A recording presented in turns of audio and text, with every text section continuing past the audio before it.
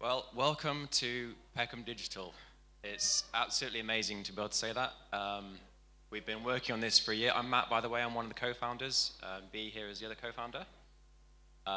If you don't know, we have an amazing program coming up over the next 4 days. We've had meetings already. Today we had Tech Yard. We have a huge load of workshops over the next few days. Everything covering the whole gamut of digital artworks and creative computing. Right the way from introduction to generative art. We've got AR, we've got collaborative coding, we have a generative art new tool from Dann called Loop. Check that out on Saturday. We've got generating your own music using Sonic Pi. We've sold a huge number of tickets. I say sold, we've given away a huge number of tickets for free. Some of them have sold out already, but you can still grab a load on our website, peckhamdigital.org. So definitely check that out. There's a load of great stuff. It's a festival of creative computing, so it's all about getting people creating stuff using open source tools and that kind of thing. We've also got some amazing talks. Just to kind of highlight one, on Sunday we've got Hadil Ayub, who's created this glove that basically translates sign language into speech. So that's promises to be a fantastic talk. She's going to be telling us about the story of that and doing a demonstration of it as well. If that wasn't enough, we've also got some amazing events coming up. Tomorrow we've got 3 music performances. We've got George Ash, who's actually doing a workshop just before his performance, doing a workshop on how to create music using Sonic Pi, and then we'll be doing a performance of it, so you can see the kind of things you can create, which will be fantastic. We've got Lizzie Wilson, who is an algoraver, so generating live music using code, which will be fantastic. And following that, we've got an audiovisual performance of Spatial by Matt Spenlove. He's actually flying back from Copenhagen to do that for us, which is fantastic. And if that's not enough, then on Saturday we've got a VJ London performance where we've got 4 VJs. VJs are visual jockeys, they'll be using the screen and projectors and stuff. So again, audio-visual. That'll be fantastic. That's the first performance they've had since a certain little thing called a pandemic took place, so that'll be very exciting. So just a quick little bit about us. We actually started the festival at a London Creative Coding Meetup about a year ago when it was back on Zoom in those heady days. Just after that, we started working on it. It's been going for a whole year. We've been delayed and delayed because of the pandemic, but it's turned out to be a bit of a blessing in disguise because we've managed to get a much bigger program than we thought. So that's fantastic. So a couple of other quick things I'd just like to say before I hand over to Dan. First of all, feedback. This is our first event. The whole point is celebrating creative computing over these 4 days. Anything you like, anything you don't like, anything you think that we should do next year, we're planning to make this into a kind of a regular event yearly. So please let us know. We'll have feedback forms around the place, or you can email us, contact details on the website, or you can send to our socials. Please tell us. If it's especially something that's terrible, that's the worst possible thing I could ever see at a festival, please let us know. We don't know. The only people who know that are you. You're the people who are seeing this kind of. We've been working it for so long, we can't see it at all. So I've just got a few quick thanks to make, and then I'll hand over. We're hugely lucky to be sponsored by the CCI, the Creative Computing Institute, who are UAL Camberwell. They're just down the road near the South London Gallery, if you don't know them. They've been one of our earliest supporters. They've generously sponsored us, and we've had a number of the people do workshops and be involved as staff as well. So Tech Yard just earlier, which is for 10 to 16-year-old kids, which was fantastic. That went down really, really well. We've got another, Joel Gethin-Lewis is doing a workshop on Saturday as well. So that's really exciting, and they've just been hugely enthusiastic, sponsored us obviously, and also given us equipment as well. So it's really, really been fantastic to have them on board. We're also hugely lucky to be sponsored, to have received public funding from the National Lottery via the Arts Council. I think I've said that as the correct phrase, but it's been absolutely wonderful to be sponsored by them, receive a grant. That's basically meant that we can keep this all free. All of our events are free, and we've been able to pay our artists and pay our presenters as well, which is absolutely fantastic because they tend to be the ones who get screwed over by this kind of event. So it's absolutely fantastic. We've also received some donations as well, which have been absolutely fantastic from some people as well. We're a registered non-for-profit community interest company, so we're limited by guarantee. We have no shares. Everything that we earn goes back into the festival for this year, next year. So if you do feel inclined to donate, in lieu of the free tickets you've received, then please let us know. We've got this donation thing on the website. That'd be fantastic. Thanks. That's basically 2 more quick things I'd like to do. First of all, I'd like to thank Dan. Dan was one of the first people who actually was enthusiastic about the festival when it was just a little tiny flame. He helped pour the fuel on it, make it what it is today, a raging bonfire. Hopefully not literally, but we'll discover that over the next few days. So huge thanks to Dan. And my final thanks is a huge thanks to my co-founder, B. Huge thanks. As some of you already know, we've been doing this for a year. In the last 3 months, I came down with chronic fatigue, which is why I'm like a jellyfish at the moment, and I'm hobbling around in a wheelchair. Not good timing for organizing a festival, as you can imagine. But B is absolutely no issues at all. She's just taken on a load of extra work, always enthusiastic, always smiling, full of ideas, just getting things done. You see my legs literally shaking. I can barely stand. But it's just, we wouldn't be here today without her, and I just really appreciate that. So can I just get a quick round of applause just for B?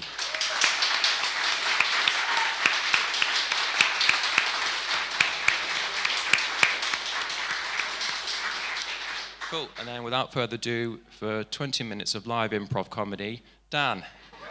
No, I'm just kidding. London Creative Coding, Dan.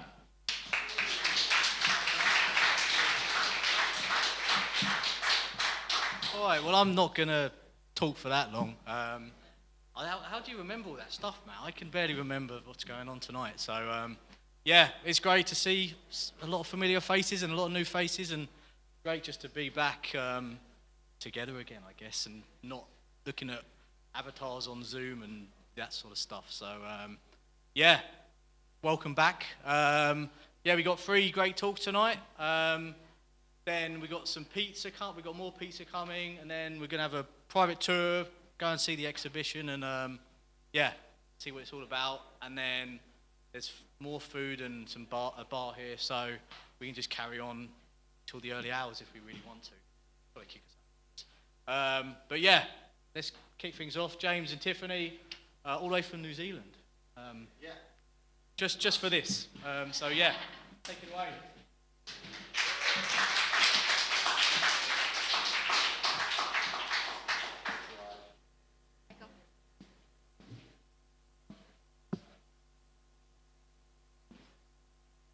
Kia ora, tēnā koutou katoa from New Zealand. Just as a precursor for this, please understand that this project was conceived in 2017. So it is very New Zealand centric. So it is designed around the politicisation of immigration, and it was largely based on the issues I felt were happening with New Zealand at the time when we were going through a major humanitarian crisis, and we as a nation were pushing to increase our quota of refugees to New Zealand.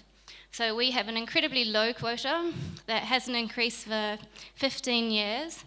And because we're a tiny little country, down the bottom of the world, as you'll see on the map, we only have limited resource. We have the same people in media doing TV, radio, newspaper. So in terms of getting a general narrative or another side of the picture, you're very restricted in getting another side of the coin. So for me as an artist, I was really interested in subverting that space and trying to find a way to expose New Zealand to another side of that conversation that wasn't based around funds and the cost of what it costs to bring people to New Zealand in terms of supporting and hosting and resettling our community. So when someone comes to New Zealand, they are granted citizenship. So in terms of the larger picture, we actually don't have refugees in New Zealand. Once you arrive, you're given a passport and you are considered a New Zealander.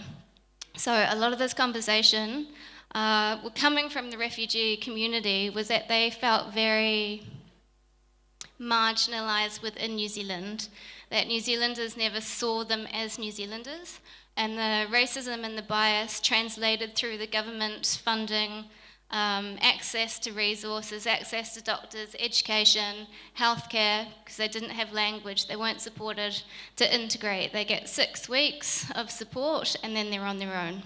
So this project comes from that place of trying to use social practice art as a way to create well-being and education through the vehicle of an arts project. So I'm going to play a very short film that is from the position of the resettled community who I partnered with, Aotearoa Resettled Community Coalition.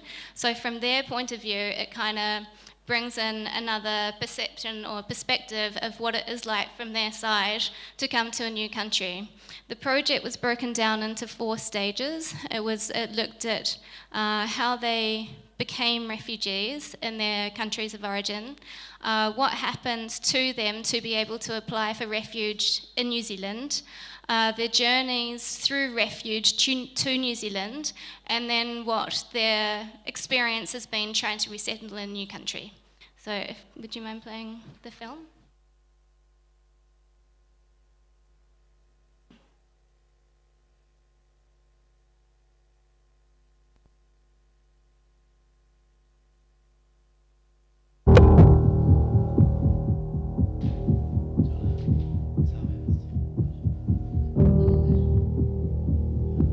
My name is Abanyor, that is always I say the Kiwi short name, but I have a long name. Aban Kenya Jagior Dora Wet. Originally from Southern Sudan, and I've been here almost 11 years. This country, I will tell you this is the country I love most in my life. The organization I work with is, we call it Auckland Resettled Community Coalition, in short is ARCC. What we do, we advocate on behalf of newcomers and resettled community who come from refugees background. When refugees arrive to New Zealand, on their arrival, they arrive as a permanent resident, which means they're coming to settle in New Zealand all their life. We don't have refugees in New Zealand, we have refugees background in New Zealand, refugees that are overseas. Because why I'm saying that, if anyone who comes to this country as a permanent resident, the status of the refugees has been changed and the refuge already has been found. New Zealand child born is refugees? No. Someone with the status of permanent resident, someone with the status of citizen of this country. We need to change our language, how we express our language to people. We're talking about people life here. We're not talking about other people come from another planet. You know what I mean? If you've never been in a position like what I've been through, it's very hard to other people to understand, but through the story we share it with the people, it's very important. And that stories will change some people mindset, will change the language of some people, and that's our contribution, we say, because myself personally, I believe New Zealand have a very generous people, but many of them, they're not aware. I rang Dann and spoke to him about what my concerns were and what I would like to do, and he literally said to me, I'm 5 minutes down the road, come down and meet me. And one of those things that ARCC had ready to work with was the storybook. So it was easy to align with the intention because of what both of us are looking to do through the vehicle of storytelling. So by turning it into an audio piece, it gives the storybook another platform and another life and potentially access to another audience. I was at an event in Parliament where a young woman it was a breakfast event, and it was focused very much on refugee issues, and there was a young woman at my table. She was a high school student. She was there in her school uniform, and she had come into New Zealand with her family as a refugee, and she started talking to the table about her experience and burst into tears, and then explained that she felt isolated by the language that was used to describe her journey to New Zealand, and that she felt labelled and stereotyped because of it. And yet I would still love a way that we can capture, because for me, obviously the word refugee must mean something different to everyone else. Because for me, that word tells a story of great adversity that people have had to overcome, and that they have privileged New Zealand with their choice by coming here to find security, and they've acknowledged that New Zealand offers something that they haven't had, but that it's been a forced move, and there's something in that I think we need to also be aware of. So refugee, burdens, but at the same time it also tells a story that I think is really important as well. So there's got to be a way, I hope, that we can acknowledge the backstory that people come to New Zealand with, so that we're more mindful of that. I really hope that by engaging with the artwork and listening to the piece that people take away a new understanding of what it's like to be a part of the resettled community, and in doing that there's a building of tolerance and understanding and compassion and awareness that filters down to new generations, so that we can perceive a new New Zealand together and look forward to see how we can be a far more humanitarian-based country that can have effect in supporting and helping global and contemporary issues. The resettled community has so much to offer, and from my perspective, I think that we're incredibly lucky in New Zealand to have people that are bringing diverse cultures and an education and an experience to New Zealand that really can do nothing else but contribute to making our country more complete. Look, to tell you the truth, to make a difference in our society, it takes individuals to stood up and try to navigate the way how you can aware others. So what you have done so far, and me joining you, I think is a unique way, and it's a first time, and if you want to make a difference in your own community, help yourself first. Do something, and then reach out to others. And what we have done here, I think, is a simple, mean a lot of things to New Zealand abroad. So for us now telling our stories on the board and people hearing that, it's going to have a very, very positive impact to those, our visitors and our New Zealanders as well. This is what I always say, there is a past, present, and future. If you still refer me to my past, are you helping me here? You're not helping me. So let us do present as a present, and past will be as a past. And if we don't get it right now, what future are we planning for?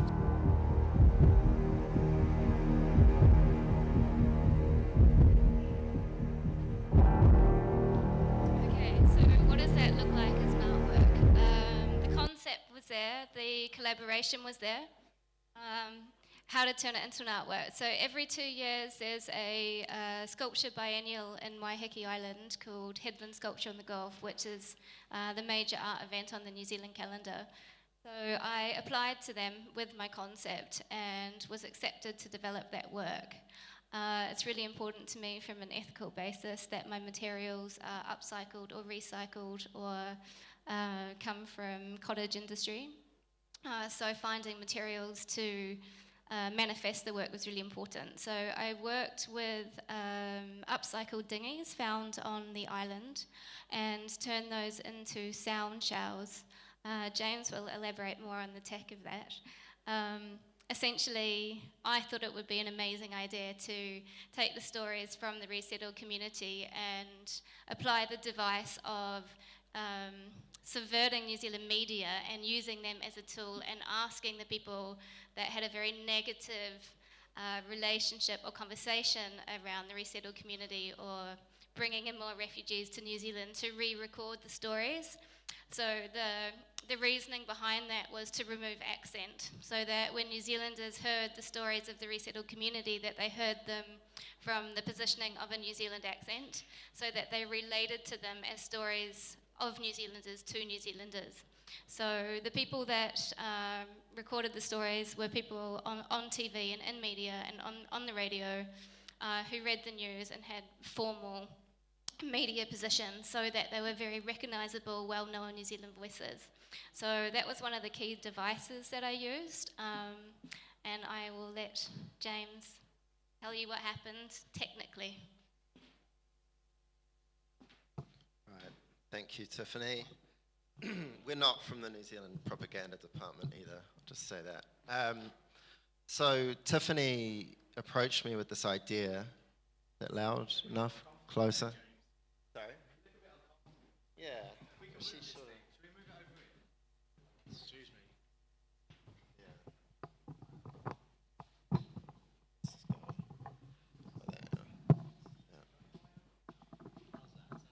That's better. Thanks, Dan. Yeah. That is better. Yeah. I hate microphones. So yeah, Tiffany approached me with this idea, and she wanted sound shells on the headland. So this biennial is on an island off Auckland. There's no mains power to this site, so I've worked in creative technology for a while across a few different mediums, you know, digital art, as well as projection mapping, as well as kind of audio pieces and working with musicians. But I hadn't done solar before. I don't know if anyone's done solar powered works. Yeah, I think there's a guy doing a talk on that actually here. I'd love to talk to him, but it's hard, you know, like don't believe what the New Zealand Tourism Board has to say. It's twice the rain of London. And the native name for New Zealand translates to land of the long white cloud.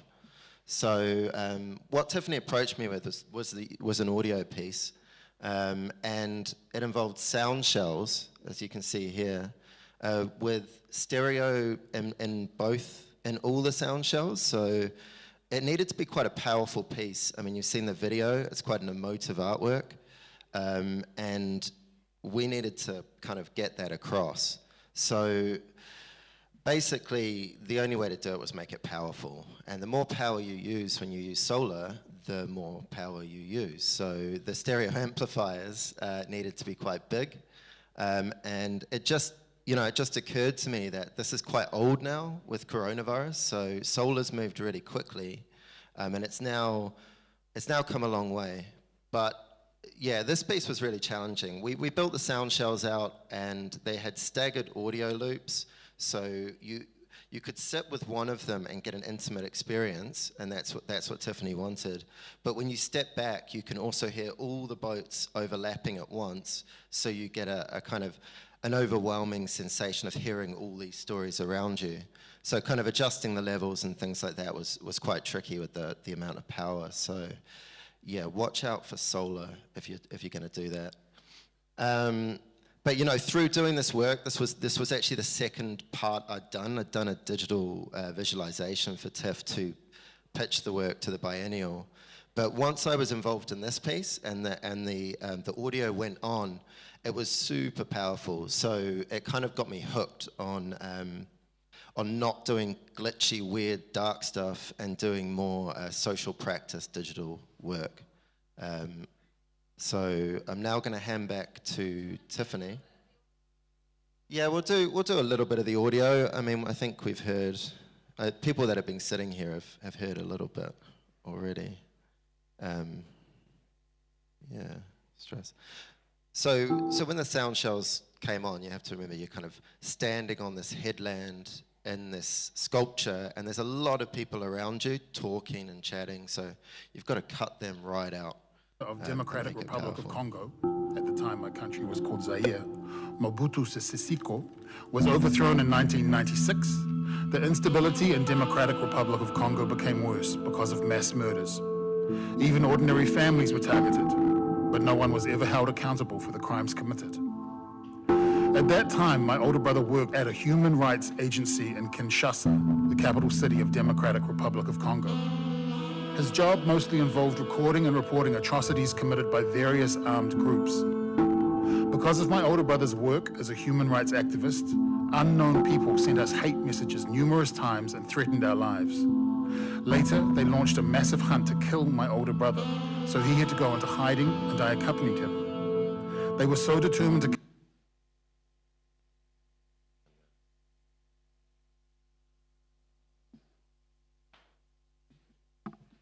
So, Can I have a box? Thanks. So the full audio loop is over an hour and a half. So there's 11 different stories that speak through the journey of the resettled community. So the staggering point of them was really significant because it created a really intimate experience of sitting underneath one boat and understanding, listening to one story and then moving to the next story and getting another section of the story rather than the loop being on repeat throughout the whole boats. One of the most significant moments was taking the resettled community back to the work to experience it. And what came out for them was the ability to be able to share their experiences anonymously, but also to be able to have their experience validated by other people and having an audience listen to them. So the headland sculpture on the Gulf had close to 75,000 people go through it that year. So in a country of 4 million people, it's quite a significant capture in terms of being able to educate people through personal narrative. One of the key things that came out of that was from other immigrants that said to us as a response that they were really able to relate to the experience of the resettled community through the racism that they had experienced in coming to New Zealand. So from that point, we realised that there was actually more to it than this initial work that was really the seed of where it's gone since then to really position contemporary art as a conduit between wellbeing and education and look at opening that space up to be able to provide more cathartic experiences for people that have had challenges through immigration. So we pitched the work to the Maritime Museum in New Zealand, who were initially interested in it because it was boats. Which is great. So, and then they gave us another boat. So from that point, James and I then collaborated closely on developing the concept to the next iteration.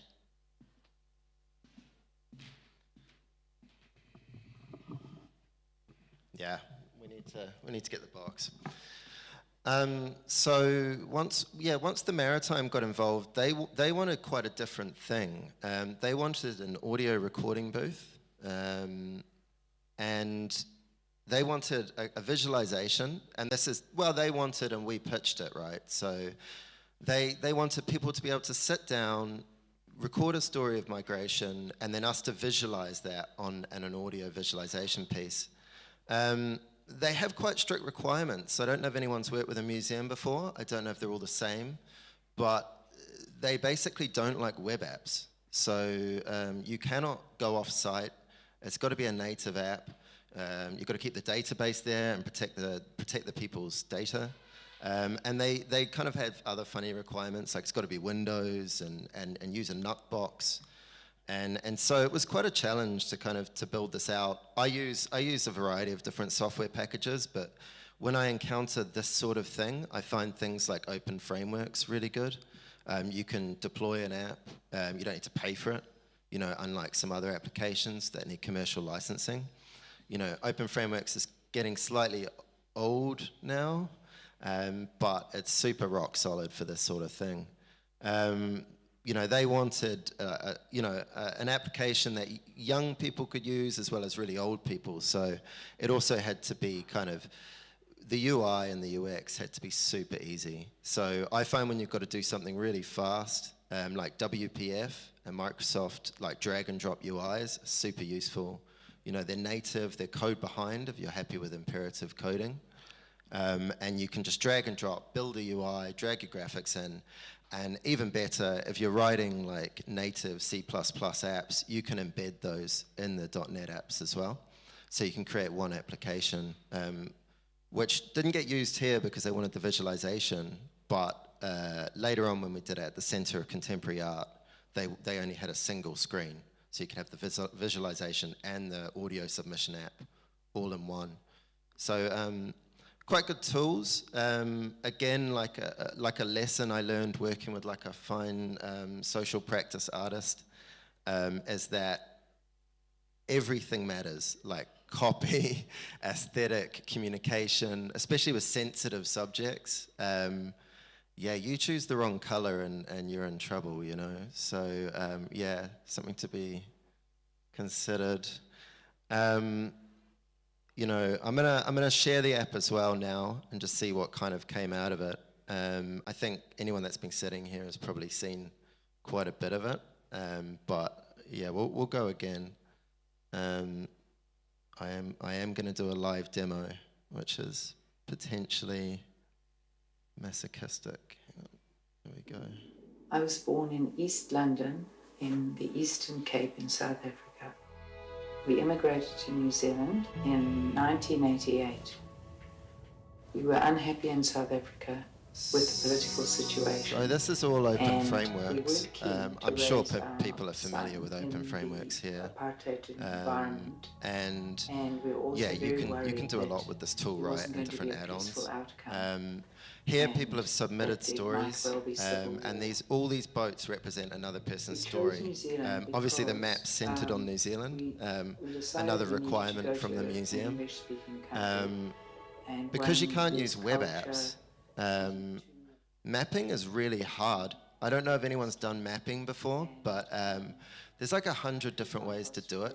There's different projections. None of them are quite the same. And on top of that, you've got tiling, which is done by like Google Maps. And that doesn't really work for aesthetic digital works, in my opinion. There's some people that have done some amazing stuff with it, which I'll get to later on. But yeah, for this, you know, SVG kind of comes to the rescue. When you're dealing with the amount of different countries, you know, it can be hard. So every color is a different decade as well, which is not like immediately apparent. But it was something that, again, with a projection and an aesthetic, it kind of trade off. I'll just do one story from one girl, I think. Yeah, this one. Hello, I'm Arwa. I'm from Syria. Nice to meet you. I came to New Zealand in 9th of November 2016. It was a big journey for me to come to New Zealand with my sister. The first thing when I came to New Zealand, I missed my mom to came to my father.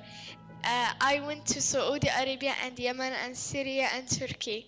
From Turkey to Dubai, I came to New Zealand. It was an amazing journey and it was a fantastic journey.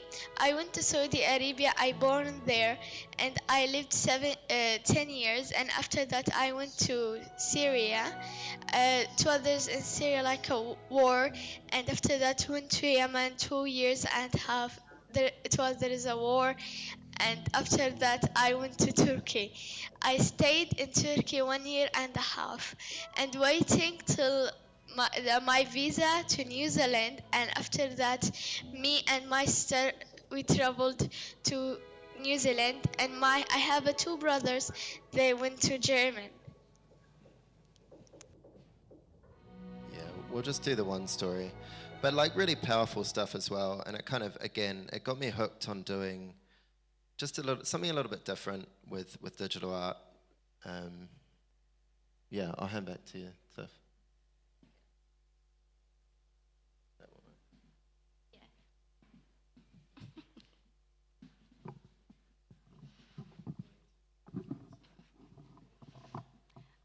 So there were two things that came out of the maritime iteration. One of them was the way that James designed the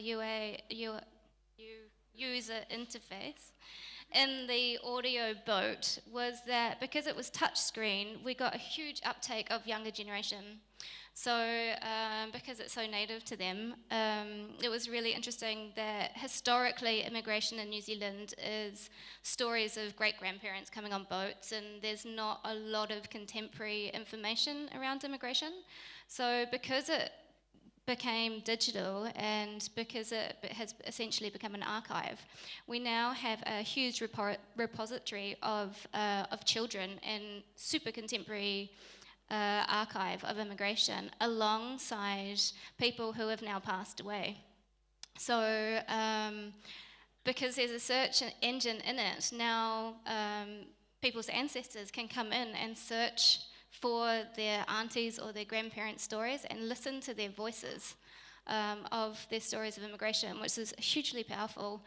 So looking at the value of it for children to be able to have a private, personal space, to be able to share their experience in a safe portal and feel that they're sharing that, then for me became a really powerful tool in terms of being an educational resource.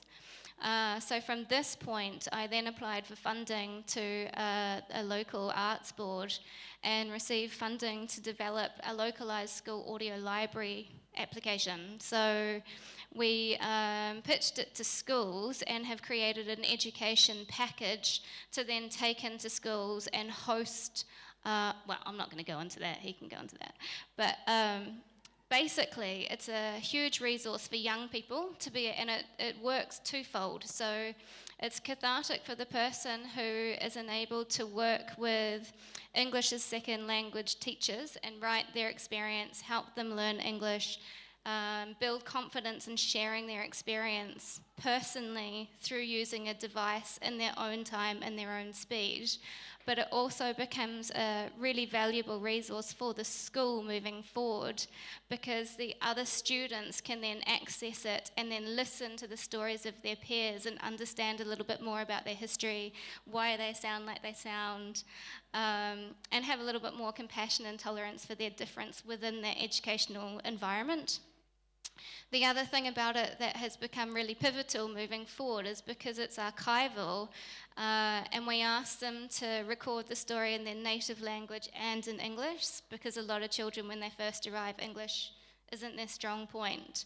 So it means that children coming later to the school can then search for their country and listen to kids that have come from their country and hear stories in their native language about what the challenges were for them and how they overcame them, so that they feel supported and that they don't feel alone in that experience.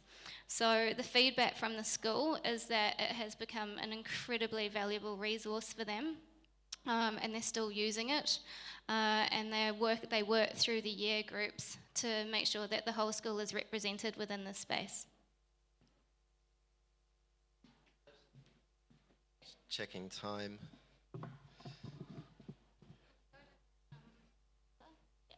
The Tumblr. Okay, cool. Yeah.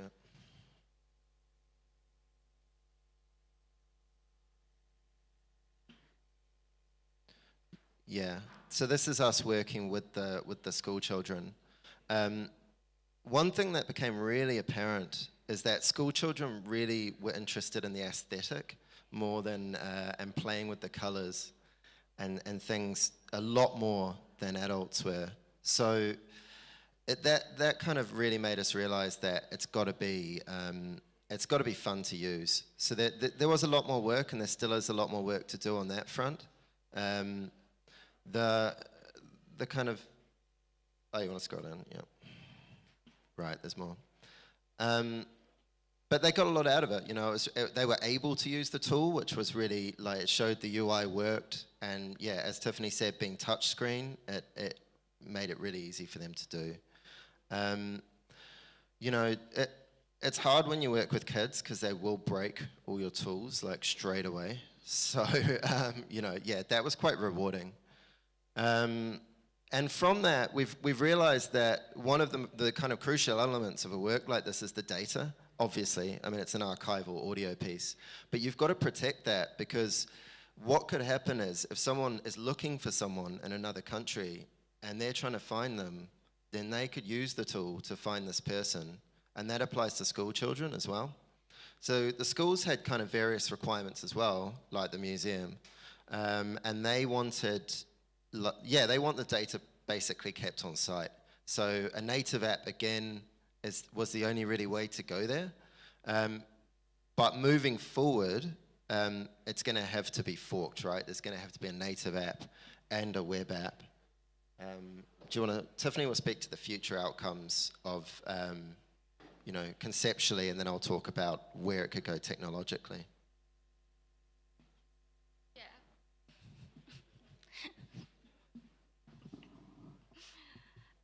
Yeah, so for me as a social practice artist, it's really important for me to find a space to be useful and to use arts practice as a therapeutic practice that is often pushing at the way that things are being previously done and trying to present alternative ways to doing things that haven't been done before, but also from a way that bridges education and well-being together. So they are the two things that encapsulate my practice as an artist. So the value in a tool like this, we feel, has huge potential, both in schools, but also as a global resource.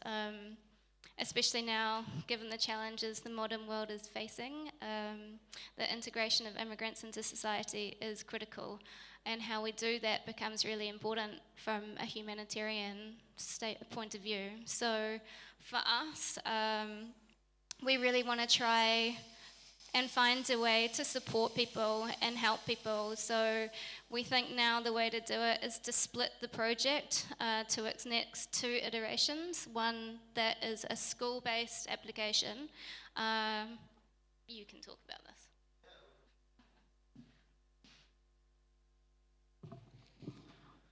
Yeah, so as Tiffany was saying, like, it's got to split at some point. If we want to make this reach out to the rest of the world, which we do, then it needs to be on the web, right? But that comes with its own challenges. In my opinion, like WebGL and web-based kind of rendering is tricky because it depends on the person's hardware that's running it, right? And these people might not always have access to really good hardware. So, you know, that's something to be considered.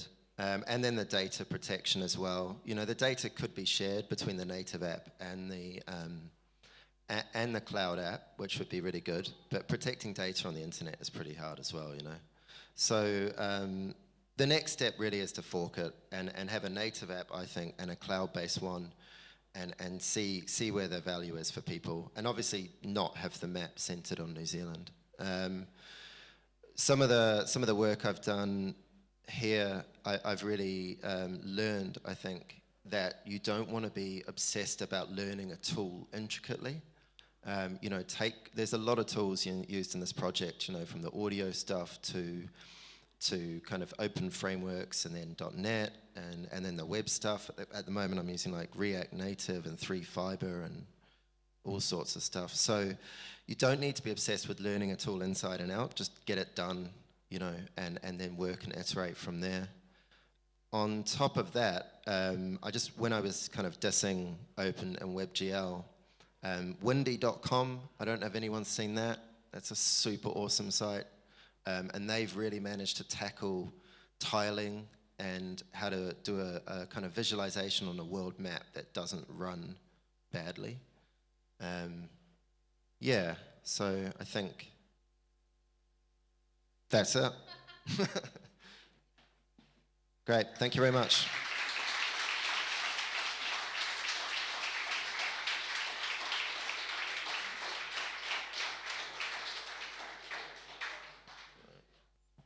Is this one working? Oh. I'm going to pull the audio cable out. Yeah, go for it.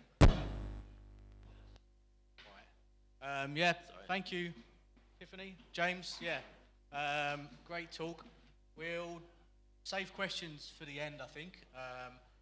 We're going to get Charlotte up next. We're going to be a couple of minutes just changing over, so if you want to grab a quick refreshment from the back of the room, I know it's a bit hot in here, so yeah, we won't be a couple of minutes, and we'll just roll on to the next one.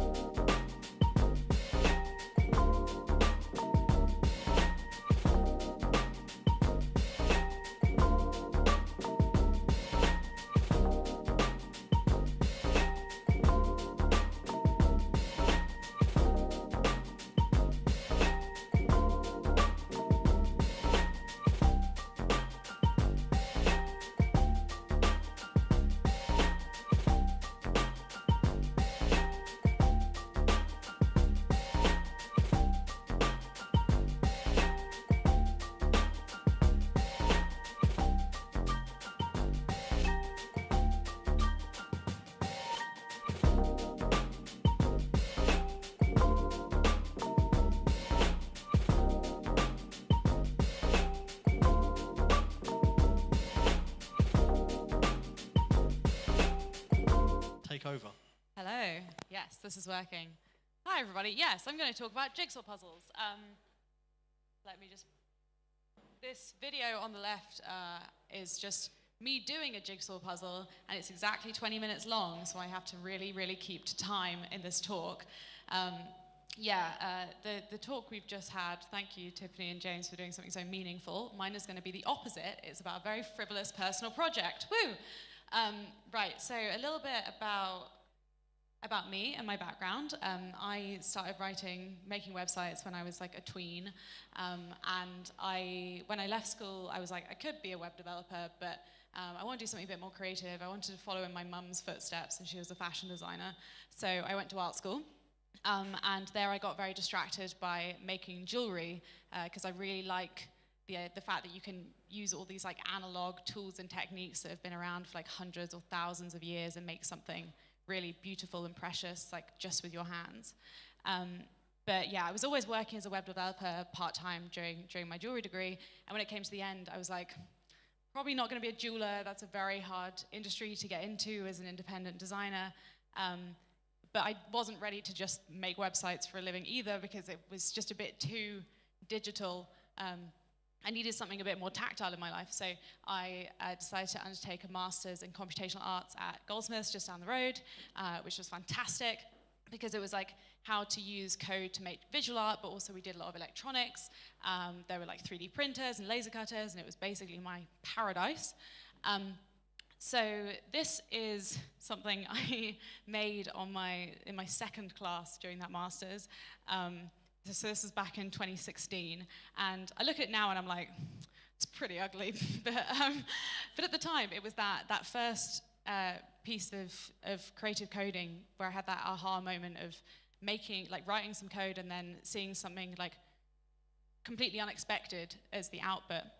And I made this, and for some reason, from when I first made it, I thought it would make a really, really good jigsaw puzzle. I don't know why, because I wasn't even particularly into jigsaw puzzles or anything. But just the kind of range of color, and I don't know if you can see it, but it's got these worms that have two circles. So if they go horizontally, it makes these sort of crescent lines. And I thought that kind of texture would be quite interesting for a jigsaw puzzle. And I mean, jigsaws have come a long way in the last 5 years, unexpectedly. But at the time, you just basically get landscapes and very boring things. And I really like the idea of doing jigsaw puzzles that were abstract and vibrant. So I sort of had this in the back of my mind ticking away for years as something I wanted to work on. And I was working mostly on a generative jewelry project, which is a whole other talk, but this just kept nagging away in my brain. And then I just decided to get one of them made. So this was early 2018, and it was just a crappy cardboard one that I ordered from a website. The hand model is here.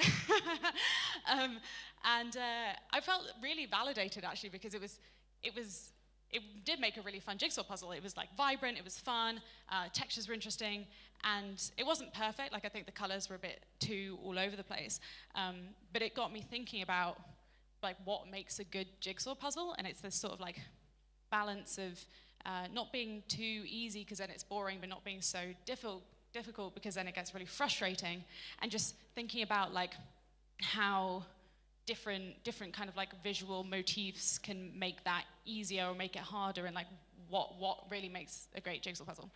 So yeah, this was early 2018, and like this idea has just been festering in my head for so long, and it sort of like developed into this like very grandiose business idea where I wanted to make a puzzle subscription service where I would commission generative artists, and every quarter I would commission them to make a piece of artwork that could generate like infinite unique variations and get them mass produced as jigsaw puzzles. It's literally like art blocks, but for jigsaw puzzles.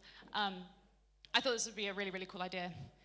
And then it got to sort of early lockdown last year. I had this as a big idea. I had like 3 or 4 other big ideas, and I had a bit of time, and I had a bit of money, and I was like, I need to decide what I want to do with my life, which thing I should pursue. And I was talking to like a coach about it, and I picked one. And then I went on holiday for 2 weeks and did nothing and just like walked around and played with dogs. And then I was like, maybe everything doesn't have to be a big business idea. Maybe I can just do things because I like to make them. And what did I actually want from this project? I started thinking about it, and what I really wanted to do was explore what makes jigsaws really fun to do. I wanted to have an opportunity to just like make some art.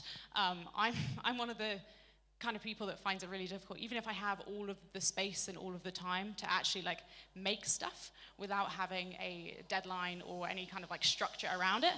So I wanted to have a project that would just force me to do some things. And yeah, I wanted to make something physical.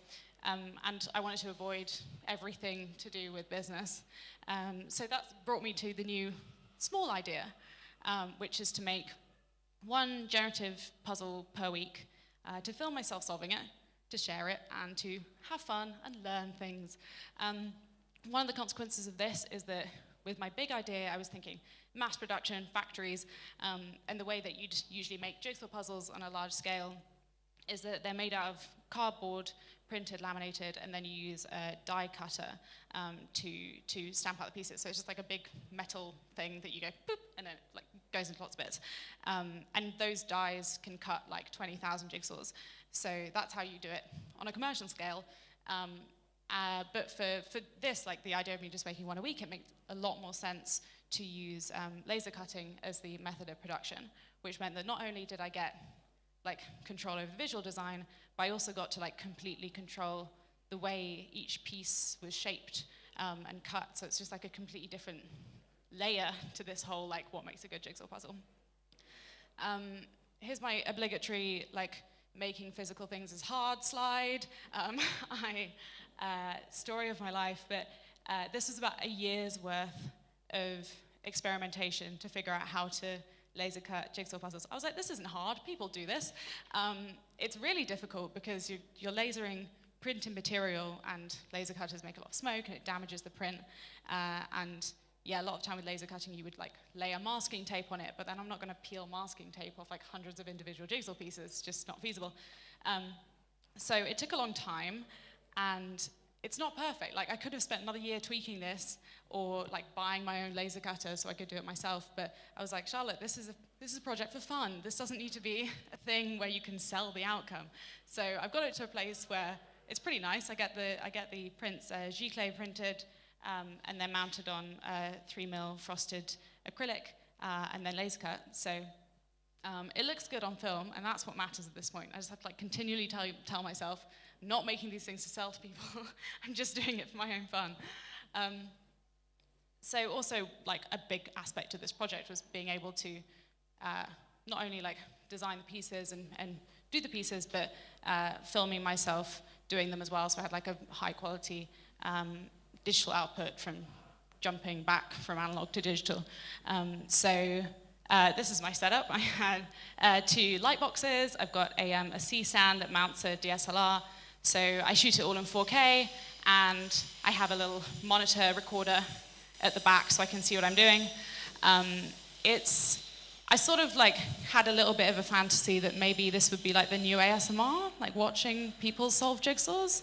Like, give me your reviews afterwards and whether it's satisfying to just watch someone do a jigsaw, because I kind of think it really is, but yeah, I haven't nailed that formula yet, but you know, someday.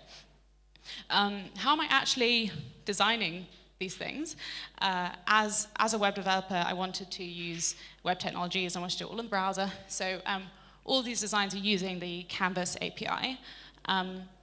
And I wanted to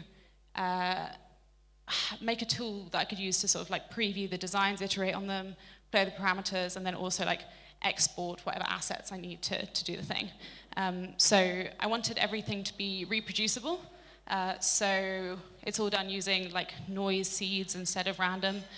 So we can just, this is like the first one, we can just like randomly shuffle through, press select right, shuffle through things, but I also kind of like divided it by different features, so you could jump through something and be like, oh, I really like that composition, but like I want to change the color, and just like sort of like be mostly random, but be able to cherry pick things. And that's the same with the cuts, and you can toggle them on and off, and you can also zoom in. And yeah, it's very, very satisfying to make your own tools that are like extremely specific to your needs. This is just exactly what I wanted out of a jigsaw design program. No one else is ever going to need it. It's open source if you want to have a play with it, but I don't think it's very applicable to anyone but me. But yeah, a great opportunity to like learn some new tech. And also this is like live online. So this is integration to the website I have for this project, where it has the videos of me solving jigsaws and a bit of a write-up about like how frustrating it was and like the sort of design origins of each one. But then I also have like the program live in the browser, so you can see, although I've picked like that particular view of that particular jigsaw, you can see that like this program could create infinite variations in what they look like. Oh, I've clicked on the wrong thing now. Right, so this is how far I've got. I launched the first one about a year ago, and I'm on like 45 now. You're looking at 44. This is an exclusive because it doesn't come out until tomorrow. So I think you can sort of like see the maturity has definitely increased. But I was just sort of playing creative coding bingo for a while. Like I started with this sort of like worm thing that I was working on from that original program. Had a whole like flow fields phase, and then trying to like make stuff that looked a bit more physical using flow fields. Pulled it back and just decided to do like shapes on a grid sort of thing. And now I'm getting to the point where I'm doing more kind of compositionally aware designs and just experimenting with some bits that are more like, sometimes more like technically difficult to achieve, but maybe like visually don't look that much more interesting. But it's nice to have got, like, I feel like I've ticked off a lot of things that I always wanted to do, so now I get to just like explore so many different things. So this is the first one. This was number 16, and this was the first one I made that I felt like really had artistic merit. Like, it's using flow fields, and it uses nodes to do the kind of like positioning of clusters of stuff. I feel like this projector isn't showing like just how glorious this art is, but trust me, it's really beautiful. So I thought I really like the visual effect of this, but it's also like compositionally makes a really good jigsaw, because you've got kind of like clusters of different color, you've got angles to work from, you've got sort of like that layering, and that's something that's like really hard to achieve, is make something that's both beautiful and works really well as a jigsaw puzzle. And it's something I really struggle with, like especially at the start of this project. So like this was the 5th jigsaw I ever made. It's very garish, but this actually made an incredible jigsaw to solve, because it just has like the perfect spread of all of these elements. It only has, I think, like 5 colors in it. And then it's all just vertical and horizontal lines. But it was just So I don't think I've made a better jigsaw, actually. I should have just stopped there.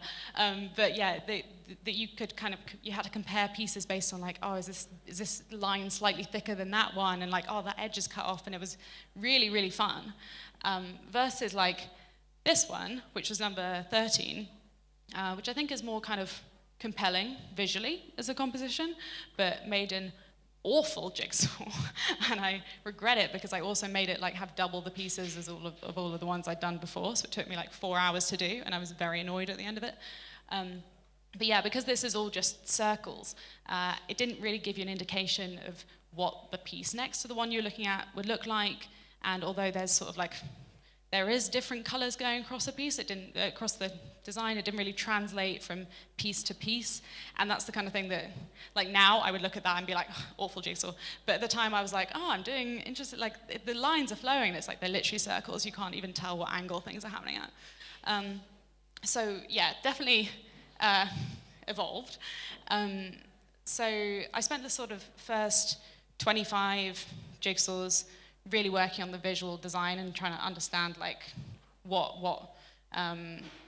made things really hard and what made things easier. This is the first one. But after 25, I was like, all of those had used the same algorithm for cutting the pieces, which is a very sort of basic, traditional like grid layout. And I wanted to like explore different things in that space. And the thing I wanted to do at the start is that with jigsaws, you know, you get your 4 corner pieces, you get your edge pieces, you make a frame, and then you fill it all in. And I wanted to just like subvert that and mess myself up. So what I did was I made a jigsaw that looks like a normal jigsaw, but actually it's all diagonal.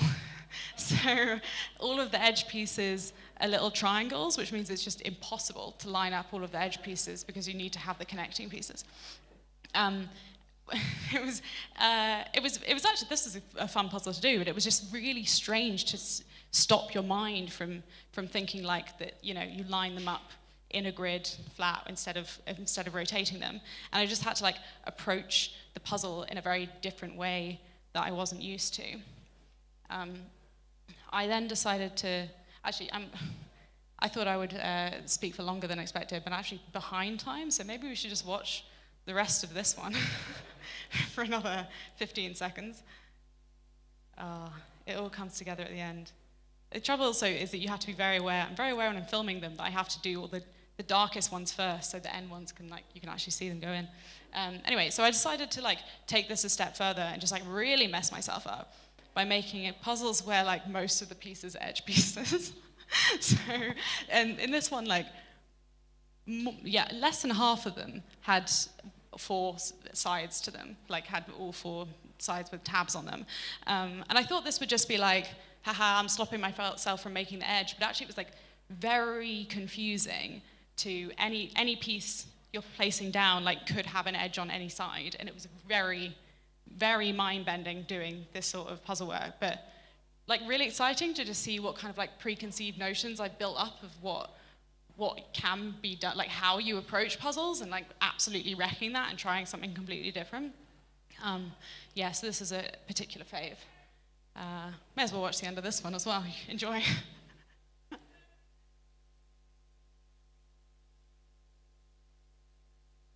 So satisfying. Now I'm moving on to sort of different different like algorithms for defining shapes. So I'm now making like a Voronoi, using Voronoi to make the shapes of each piece. So some of them are like triangles, some of them are like really random, and you can sort of vary how weird they are. Like the one that's on the left is slightly more regular grid, and this one's just like absolutely messed up. But this, so I also use like a simpler visual on this one to concentrate more on the piece shapes. But this was also where I introduced, I think for the first time, that the tabs aren't like regular. They're actually like, all of those tabs are like slightly twisted to one side. And it was so interesting to see how like that was actually the main thing that helped me solve this puzzle, was looking at the shape of the tabs rather than the color or the length of the sides or like what space was left. So it's been so interesting to find like those little things that become your like main indicator of what you need to do next. So what next for puzzles, so much more. I've been, as you can see, all of these, I mean, they still look fairly like puzzle-like, right? They have little tabs, they have mostly normal edges, and that's not because I can't think outside the box, it's because I'm like really savoring opening the box very slowly, so I can have like years of weird puzzle designs. So some things I want to do is play with that whole tab thing. I still want them to be interlocking instead of just being like random shards.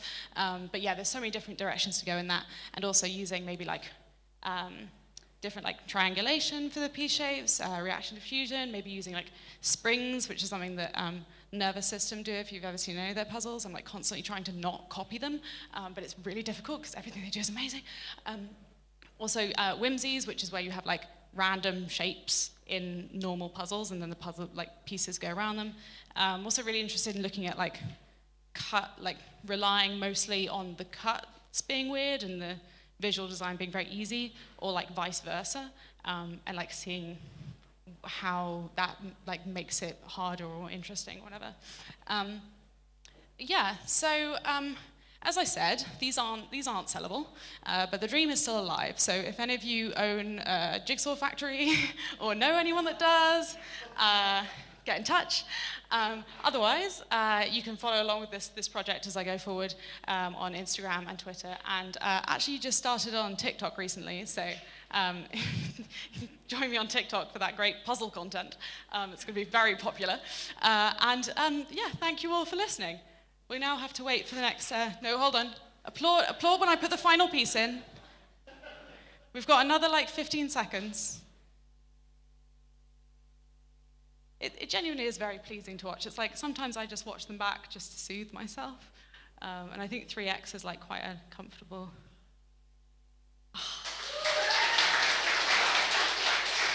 Thank you.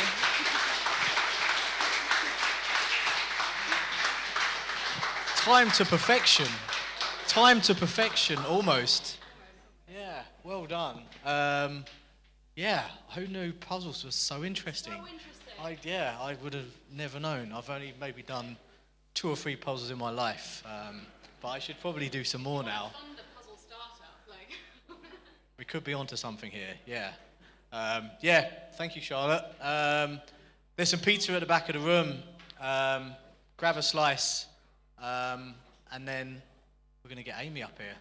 You want to come and get your laptop set up, and yeah, 5-10 minutes, and we'll move on to next talk.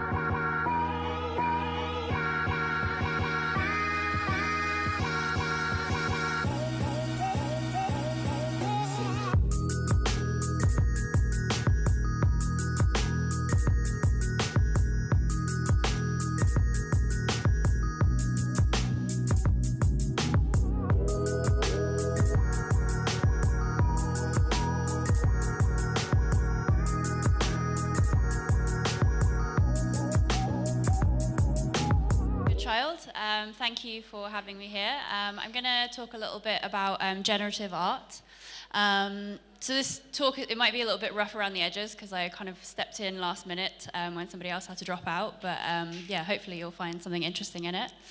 So I titled the talk Collaborating with a Computer, because for me at least, that's how it feels when I'm making generative art. Like I feel like there's some input from me and there's some input from the computer, and it really feels like a back and forth and a collaboration, and that we develop the piece together.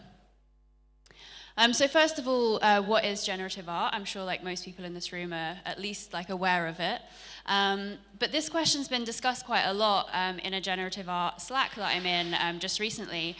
And one thing that I think it's worth noting is that everyone kind of feels, like everyone kind of in the community feels that it doesn't need to be too like strict a definition, and we're not being like gatekeepy about like this is generative art and this is not generative art, and it can be quite like a flexible definition. But I do think it's like interesting to discuss and like think about what makes generative art and what counts as it and what doesn't, without being gatekeepy. So the definition that I kind of subscribe to is that it's art created using autonomous processes. So that immediately kind of begs the question, what is an autonomous process?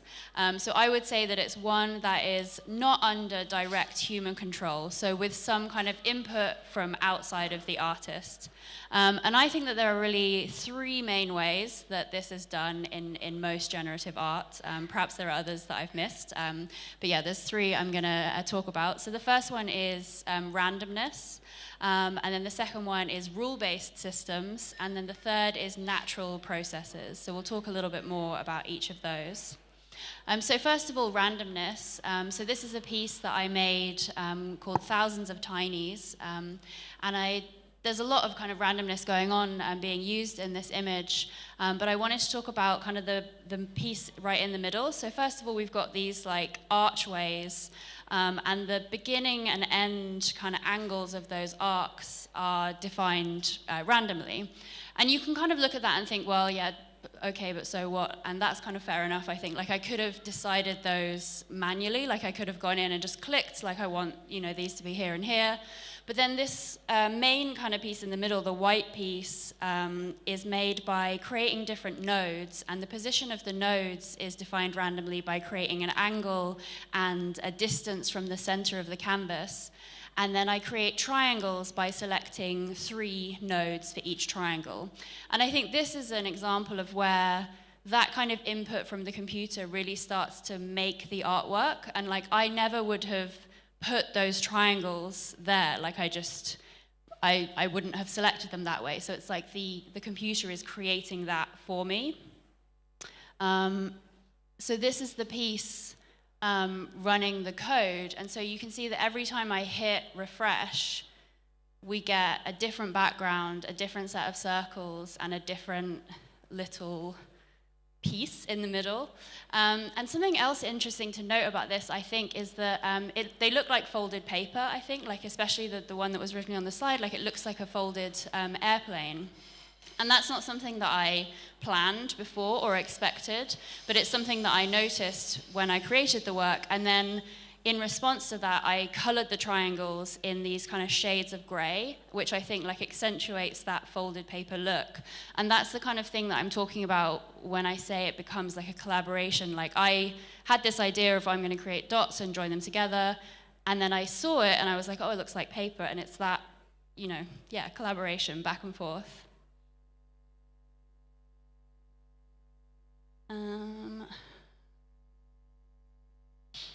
Okay, so then another type of randomness is noise. So Perlin noise is something that I use like all of the time. So I just wanted to show this piece as an example of Perlin noise in action. So this is actually made up of lots of straight lines that are, if you imagine them kind of being next to each other, and then each line is at an angle, and the angle of the line is defined by Perlin noise. And then they're very low opacity, so when the lines kind of overlap each other, you get these kind of darker areas, and it creates this quite beautiful, I think, ribbon effect. So that's randomness, and that's like the first of those three kind of ways of making generative art that I mentioned. And then the second one would be rule-based systems. So I've just kind of got some examples of different rule-based systems that obviously I've not created. So first of all, I think it would be remiss to talk about rule-based art without mentioning Sol LeWitt, who does a lot of stuff like this, where these are instructions for making a piece of art. So here the generation is kind of happening between the rules made by the artist and whoever was to follow those rules and create the work.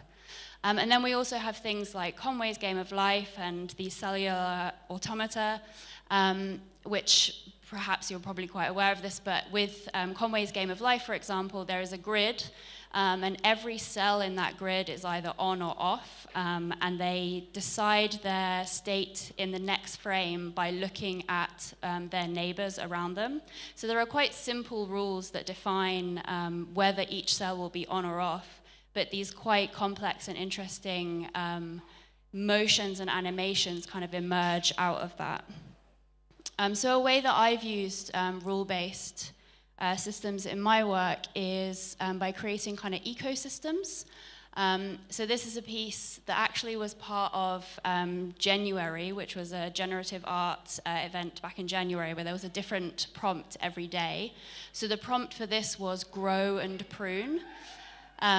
So the different kind of elements in this piece, like we've got these kind of purple, I've been calling them wisps. These purple wisps, mainly I don't want to call them worms, but that's kind of the name that comes to mind, so they're wisps. And they move around with flocking behaviors, and when they come close to each other, so if two are kind of swimming side by side, you'll see they create these, they're actually blue and green dots, I don't know if you can see on the projection. And then we have these kind of orange creatures that are also flying around, and they're eating the blue and green dots. And the purple ones are afraid of the orange ones and will swim away from them. And the orange ones are attracted to the green ones. So there's all this kind of like symbiotic relationship between all these different pieces. And there's a combination here of rules, like those rules I've just mentioned, and then randomness, because some of the movement is like defined by Perlin noise as well. And it creates, firstly, kind of quite a good stasis, like we don't ever get overrun by the green and blue dots, and we don't ever run out of them either. But also it creates a very organic feeling, I think. And if you watch any of the individual creatures, I think you get a sense that they have like a personality, or they have agency, or they have goals, even though obviously they don't. Like we know that they're just the rules that I just described.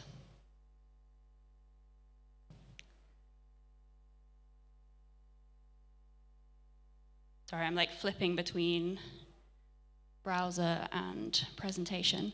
Okay, so yeah, the third of those three ways of making generative art that I talked about is natural processes. And I just wanted to touch on this really quickly because it's not something that I've really engaged with. But this is a piece called Condensation Cube, which is a Perspex cube that was filled with a small amount of water, and then over time this condensation has formed inside the cube, and that is the artwork itself. So I just kind of wanted to touch on that and say that, you know, it doesn't have to be with a computer at all. Like this is a completely natural process being thought of as generative. It's generating these patterns in the condensation. Okay, I just wanted to talk about determinism. So if we think about those three different ways of making generative art, randomness, rules, and natural processes, I think it's interesting to think about which of those are deterministic and which are not. So which of them could we say that the results were predetermined and that they would be the same every time, and with which of them would they be different every time? So if we think about the rules, so something like Conway's Game of Life, if the starting state is exactly the same and the rules are the same every time, when you hit play, it will produce the same results every time. But then when you think about the natural system, like the condensation, in theory, if we could create the exact same starting state and the exact same temperature and humidity and all of those things, would it produce the same results? Like it's unclear, and because obviously we can never create those exact same conditions, and it kind of becomes a question of how deterministic do you think the whole universe is? So there's a lot of like big philosophical questions going on there. And then when we think about randomness and whether that's deterministic, so it's important to note that most of the randomness that we use in creative coding is obviously pseudo-randomness. So we start with a seed number, which is often taken from the timestamp, or it could be a seed that we choose. And then it's put into an algorithm which produces a result. And if we use the same seed, then we get the same result every time. So really that's kind of the same as using a rule, like we're just producing a result from an algorithm that has been pre-written for us. And that kind of randomness is fine, really, for like most of our applications, like art or games and so on. But obviously, like when things need to be more secure, then more genuine random number generation is used. So I don't know if you're aware of this. I think it's really cool. At Cloudflare, they use a wall of lava lamps to generate randomness, because the movement of the fluid in the lamps is so unpredictable that it provides like a genuine random source. And when I was making this talk, like it occurred to me that I haven't seen anyone using something like this, or even something simpler than like kind of a wall of lava lamps, as a random source for generative art. And I think conceptually that could be really interesting. And I was like, should I say that out loud and give the idea away? But now I've done it, so it's a free idea. Okay, let's talk about my process a bit. So first of all, just the tools I use Atom. I use a really nice plugin called Atom Live Server, which means that my code like hot refreshes. Like as soon as I save it in Atom, it refreshes in the browser, which is really helpful. Pretty much everything I do these days is in P5.js. I've used other things as well, like 3.js and Open Frameworks and Unity, but I feel like I've kind of found a little like happy place in P5 at the moment. I mentioned this because it's a question I get a lot, is like, how do you export video from P5? And the method that I use is this CCapture library, and I use that to export PNGs in batches of around like 300 to 500 at a time, because I find if you try and export too many at once, the browser will crash, it runs out of memory. And then with those batches of PNGs, you can stitch them together using FFmpeg. I've never heard anyone say that out loud, so I don't know if that's like how you're meant to say it, but yeah, you can stitch them together using that. So another tool I use all the time is Notion, and I would say if you take nothing away from this talk, nothing else away from this talk, take this away. I think it's so important and useful to have a place where you capture your ideas. And I think it has trained my brain that it is worthwhile coming up with ideas. Like, my brain knows that if it plops some like random geometric image in my head at 3 a.m., I will get my phone out and I will write it in Notion.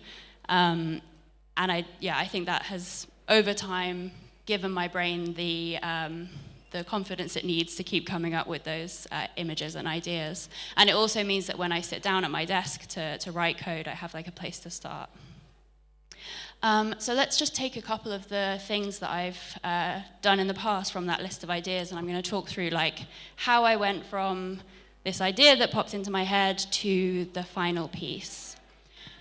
So this first one, the idea was to make a circle of dots with lines across. The lines are curved, and for each dot, put the anchor for the curve slightly offset in terms of angle and outside the circle of dots. So I don't know if that makes any sense, but this is the kind of thing that I was imagining. And just to give you kind of a behind the scenes, like these extra dots around here are those anchor points that I was talking about.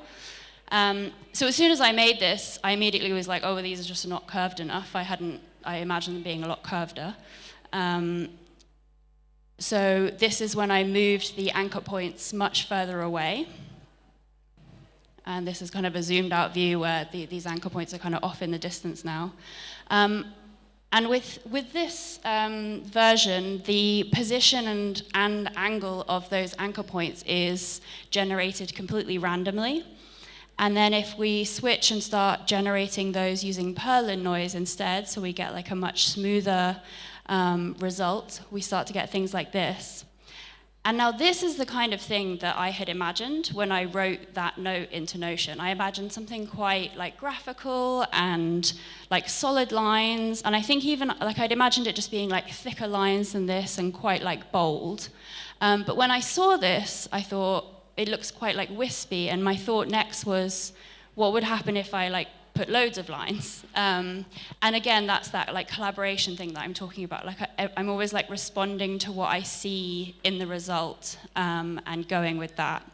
So when I add like thousands of lines and lower the opacity of them, similar to that ribbon piece that we saw earlier, we get these kind of like wispy, floaty areas.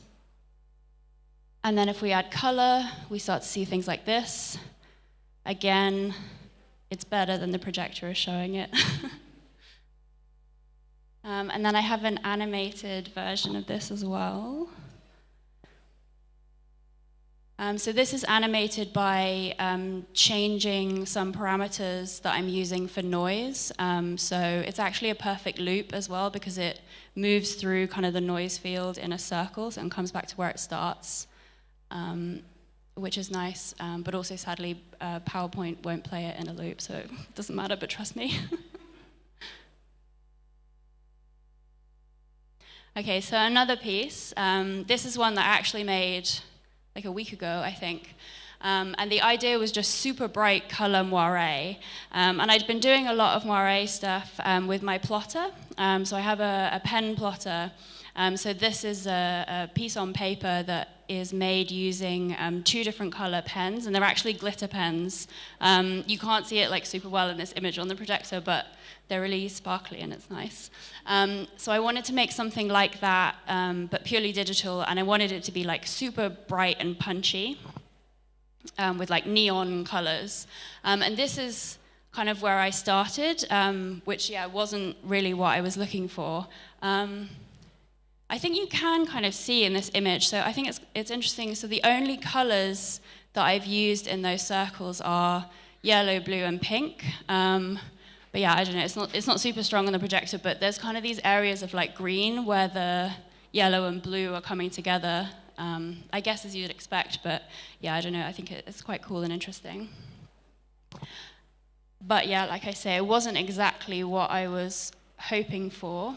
But I did animate it as well, so in a similar way to those like floaty, jellyfishy shapes, it's moving through the noise field. And then I shared this in a Generative Art Slack that I'm in, and one of the first suggestions was that I should make the lines thicker. So I did that, and actually, if I go back to the previous one, so something to note about this is that, so we've got that pink, yellow, and blue, and I'm drawing all of the pink lines, and then all of the yellow lines, and then all of the blue lines. But if we go to this one, I changed it so we draw like pink, yellow, blue, pink, yellow, blue, pink, yellow, blue, kind of moving from the center outwards. And I think that makes a huge difference to the way the piece moves, because you get areas of yellow and blue kind of moving in and out of each other as the moire and the noise of the circles kind of happens.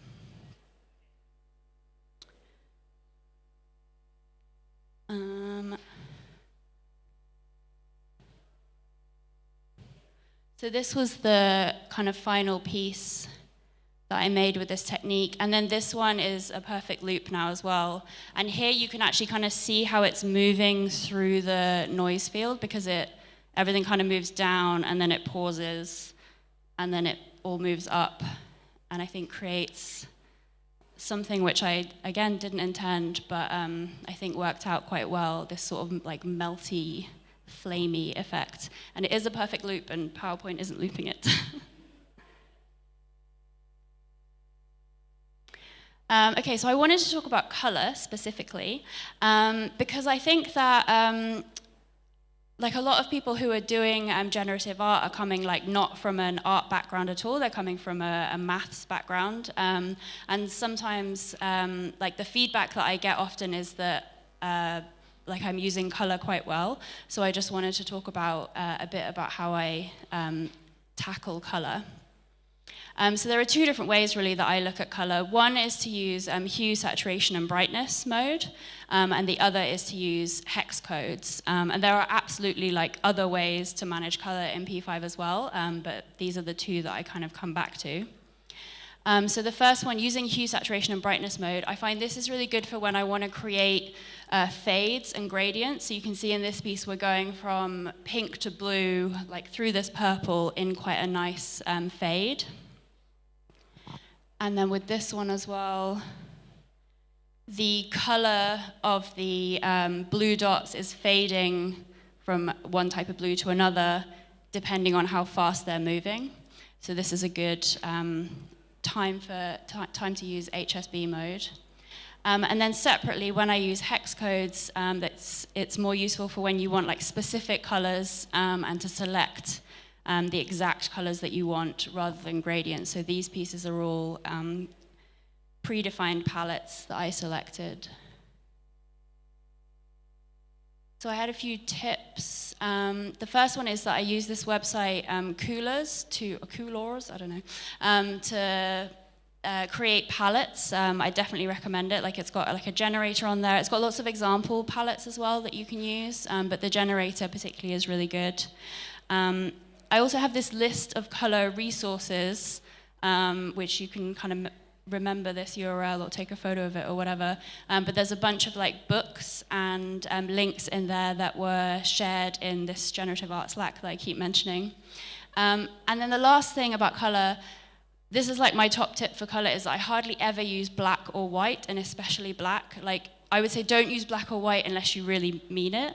And most of the things in my work that look like they're black are actually like very dark blue or very dark purple. And I think even when you would look at it and think that it's black, if it's not, I think it makes a huge amount of difference. Okay, just a couple of last things. So these are kind of like other dimensions to generative art. So the first is long-form generative art. So this is a term that was kind of coined, I think, quite recently in a blog article by a guy called Tyler Hobbs. And basically, historically, and certainly the way that I've always done generative art, is that I'll create some code, and then I'm hitting refresh and refresh and refresh to get different seeds and get different results from that code, and see until I get one that I like, and then I'll take that seed and put it in manually, and then like adjust the parameters, which I think Charlotte was saying as well. That's the method that she uses with her jigsaws.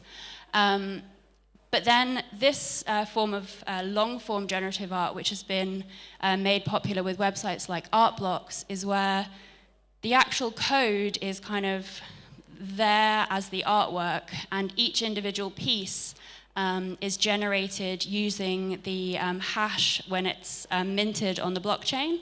So every piece is only created as it is purchased, which means that every single piece like has to be a winner, you know, like there can't be any duds. And it also means that randomness and, rarity can really be played with. So there could be, I don't know, like 10 different palettes, but one of them only shows up like 1% of the time, and then that one will become particularly rare. So there's a lot of like interesting things being done there. Sorry, this slide is like garbage, but I'm just gonna click some links. So something that I've been playing around a lot with in that kind of balance of generative art and interactive art. And so my background is very much in interactive art. Like, I used to make installation art before the pandemic, and then it's just kind of in the last couple of years that I've really been playing around with like browser-based art. So interaction is something that I always wanted to come back to.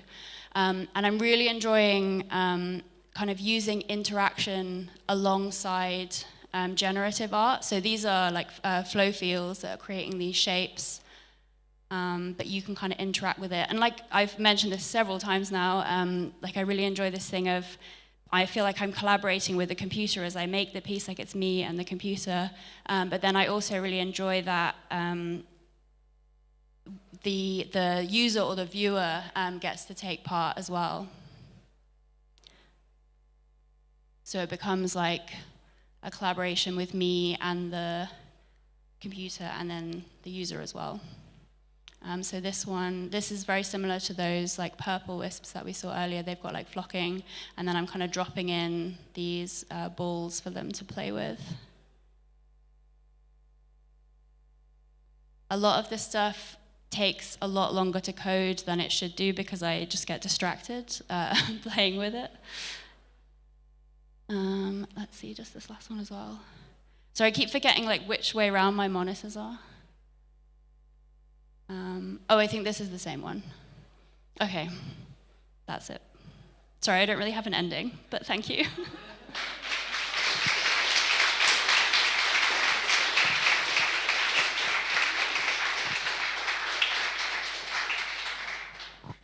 Thank you, Amy. That was amazing, and special thanks for stepping in at the last minute and throwing it together in a weekend. Like, yeah, fantastic. Yeah, well, that's all the talks we got tonight. We're going to do some questions. So, Charlotte, James, Tiffany, if you can all come up to the front, we're going to do this slightly different than we usually do. So, it's a little bit dark, so I can't really see what's going on back there. But anybody got any questions for our speakers this evening? Does anybody? Someone must ask. Oh, we got. Of course, Matt always has something up his sleeve. That is Matt, isn't it? Yeah, I'll make my way up. Actually, I've taken the mic. 1 second. They're not going to be able to answer you. But so, Charlotte, do you ever just like give up with a puzzle and you just like stop the feed and you're like, well, I'll do it next week or something?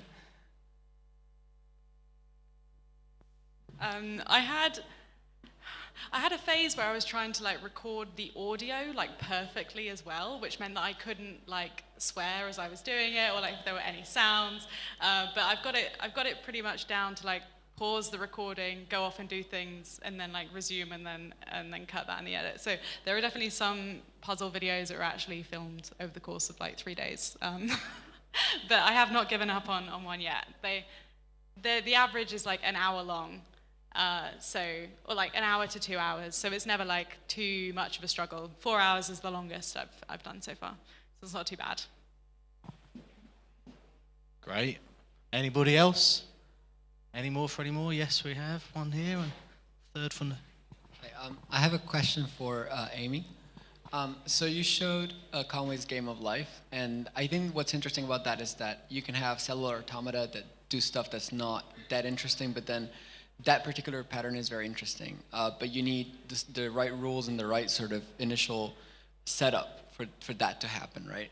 So what I was wondering is, in your generative art, when do you wait for the computer to sort of dictate what's a good work of art, you know, and when do you sort of keep trying and trying until you go like, okay, that's special, that's interesting, that's what I want? Because I feel like if you were dealing with something like cellular automata, you could try out so many initial configurations before you go like, oh, that's actually quite special. Or you could just like settle for the first one and go like, oh, that's what the computer chose, and I'm gonna go with that. So what's your strategy for this kind of stuff?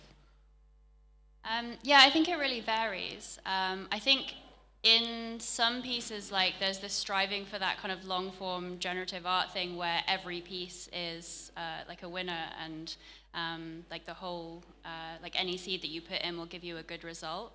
And I guess in an ideal, like that's what I'm striving for. Like I think most of the stuff that I do, I wouldn't say that like I'm hitting refresh and being like, oh my god, awful, and then like, oh, this one's good.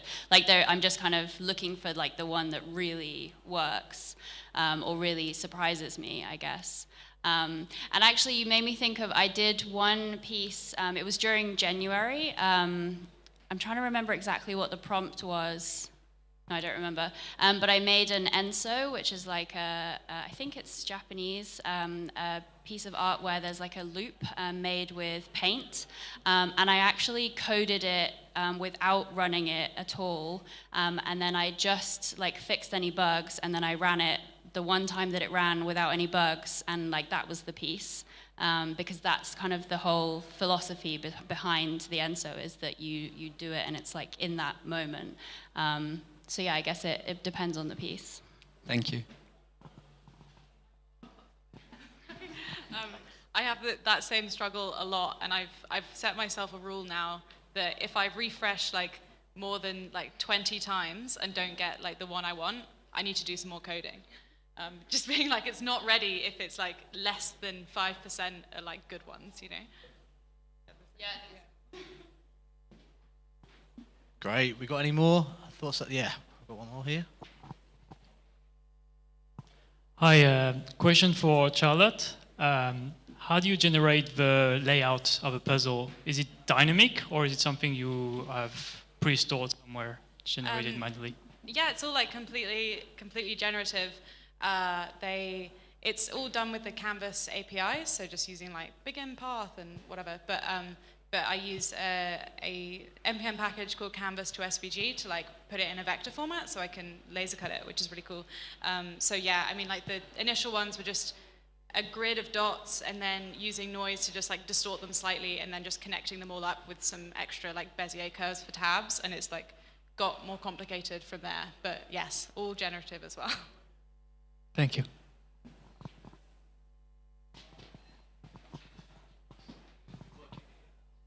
A question for Amy.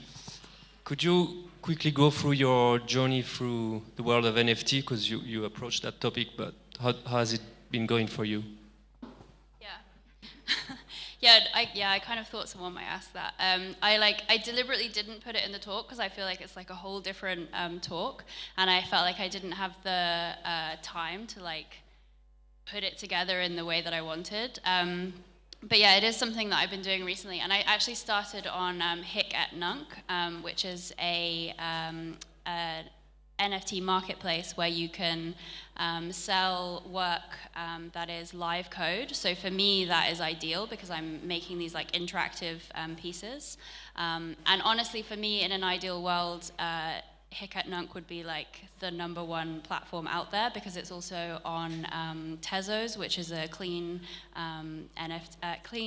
cryptocurrency because it uses proof of stake, not proof of work. So yeah, in an ideal world, we would just all be using that and other similar marketplaces. But I have also kind of just started like tiptoeing into using Foundation as well. The market there is a lot bigger and the prices that are being charged are a lot higher. And I'm really keen to try out art blocks as well. There's like an application process with that, so like fingers crossed. But yeah, that kind of like long form generative art I think is really interesting. And I think, yeah, I touched on it briefly, that the fact that the hash that is created when the piece is minted on the blockchain is actually what defines like the parameters of the work. And I think that's really cool because most of this stuff, like it may or may not actually exist on the blockchain, but it's also not necessarily, like there's no reason for it to be on the blockchain really. But with that Art Blocks project, the blockchain and the art is really like intertwined in that way, which I think is really cool. Does that answer the question? Cool. Great stuff. Any more questions? All right, well, please put your hands together for our fantastic speakers.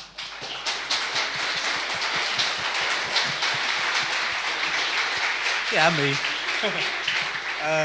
And also for Matt and B for putting in so much effort over the last year or however long it's been during this crazy time.